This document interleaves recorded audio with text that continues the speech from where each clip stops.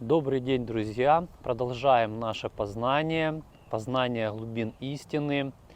И сегодня хотелось бы рассмотреть такую тему.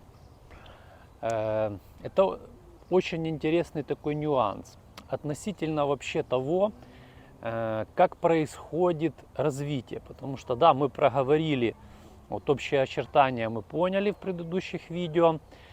Но есть нюанс, который следует уделить внимание.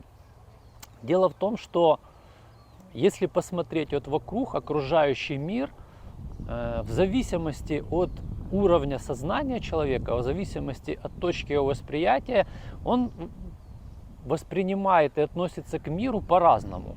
Для кого-то это какая-то, скажем, ограничение, какая-то тюрьма даже, можно сказать. Для кого-то это место для реализации, для кого-то это место познания, развития каких-то способностей, там, талантов и так далее. Но по сути вся Вселенная, все, что нас окружает, есть не что иное, как такая, можем сказать, кузница, беспрерывно работающая на выковывание божественного сознания в нас. Уровнем за уровнем, слоем за слоем, как лестничка, ступенька за ступенькой, это сознание растет из минерального мира к человеческому и из человеческого к божественному. И есть два пути действия, которые открываются уже на нашем человеческом уровне. Потому что до определенного момента, до того, как мы были способны воспринять эти знания и реализовывать их в своей жизни, у нас был, по сути, только один путь. Путь природы или путь души. Дело в том, что в этом мире действуют законы. На каждом уровне сознания эти законы проявляются по-своему. Они нужны, это как для деток в ясельной группе, да, когда они что-то еще не понимают опасности, которая их окружает, не могут самостоятельно принимать решения. Их, по сути, вот, опекают и ограничивают некими правилами, некими законами. Ну что? Но когда они подрастают до определенного возраста, их переводят в школу. В школе уже рамки эти более широкие, но и выше уже ответственность. После школы они переходят в институт и в самостоятельную жизнь. И уже на определенном этапе законы как бы не нужны. С одной стороны, это ответ на вопрос о том, почему святые проявляли сверхспособности, сверхзаконов физического мира. Потому что они просто до этого дозрели, они не применяли их в разрушение, в утверждение своего эго, а только в созидательных целях, в согласии с волей Бога. Но тема нашего видео немножко другая, и мы поговорим о этих ограничениях, о этих законах. И сам мир, все законы этого мира направлены, что так или иначе, через обстоятельства, через закон соответствия, через закон причинно-следственных связей, нас жизнь будет по чуть-чуть вести вверх от какой-то там определенной точки до состояния божественного. И вот этот вот путь, он как раз и есть путь природы или путь души. То есть что происходит? Человек делает какие-то действия, принимает какие-то решения. Как правило, они скажем так, эгоистического характера. Он получает какие-то последствия. Если угадал, скажем так, в согласии это было действие с движением развития, с волей Бога, прошло, не угадал, получил по рукам там или по причинному какому-то месту и понимает, ага, это плохо, и начинает что-то делать. И вот этот вот путь, который нас ограничивает, скажем так, законам кармы, там, другими законами природы, мы их будем изучать дальше. Это и есть путь души. И в принципе это хорошо, потому что вся эта вселенная, весь этот механизм работает на то, чтобы мы с вами таки выросли к этому божественному сознанию. Но проблема этого движения в том, что вот пока еще сознание находилось на растительном, на животном мире, вот этот путь души был естественен для этого уровня сознания. Для человека, который готов к более высоким ступеням, уже он прошел эти все нюансы, он все их уже давно усвоил. Он имеет свой подсознательный, несознательный опыт прохождения этих уроков. И сейчас, получается, повторяя, поступая на те же самые грабли, человек просто топчется на месте. Да, он будет все равно как-то прогрессировать, это будет оттачиваться, но его опыт будет обрываться каждый раз в конце его материального воплощения. Он будет рождаться заново, скажем так,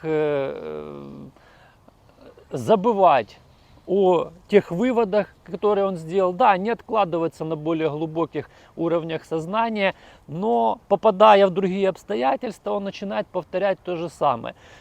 Хорошо, если ему повезло, он встретил источник этих знаний, какого-то человека, или попала ему в руки какая-то литература, он вспомнил в нем как, ага, я где-то это слышал, да, это мне резонирует. И он начинает свое движение, но уже наделав ошибок в этом воплощении в очередном, этот груз будет всю дальнейшую его жизнь, его очень сильно тяготить. Поэтому великие учителя, в частности, я часто посылаюсь на Шри Ауробиндо, потому что он очень, ну, скажем так, ясно, прозрачно открыл это и объяснил. Но их было много, он не один, кто в этом разобрался. И он говорит о том, что путь развития нужно реализовать в этой жизни. И это и есть путь духа или путь йоги. И чем он отличается? Тем, что это стремительное движение вверх к своему божественному реализации.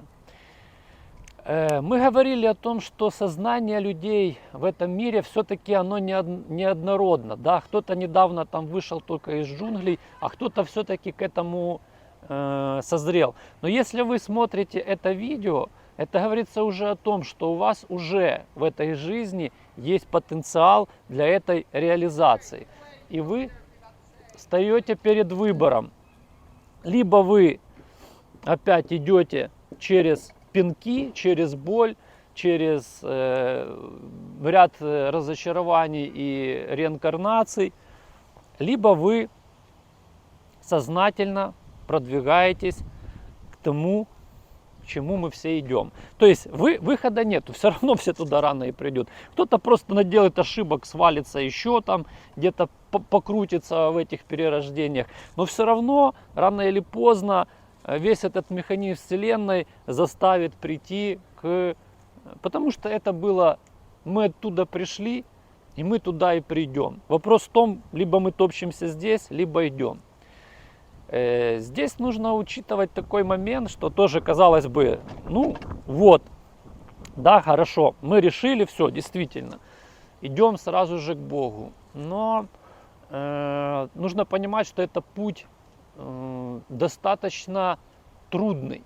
Он единственно верный, он единственно истинный, он единственный тот путь, который вы будете чувствовать состояние блаженства по завершению своего земного здесь пребывания, потому что вы будете понимать, что вы сделали единственный правильный выбор.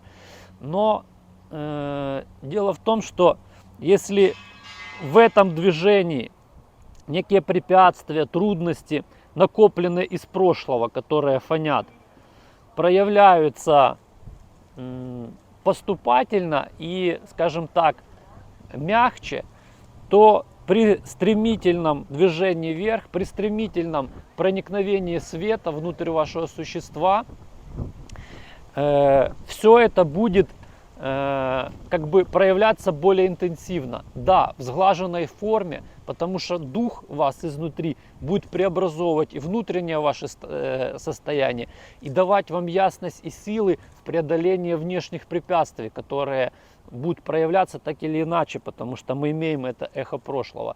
Но оно будет очень-очень интенсивно, то есть жизнь будет непростая, но очень интересная и насыщенная. Я вас в этом уверяю. Иногда, конечно, так и слеза стекает по щеке, но вспоминаешь, ради чего ты живешь, идешь, и это единственно верное решение. Это то, что мы хотели, в принципе, разобрать в этом видео. Разница, путь природы и путь души, и путь духа, или путь йоги. На этом все. Ну и поговорим уже о других вопросах в следующих видео. До встречи.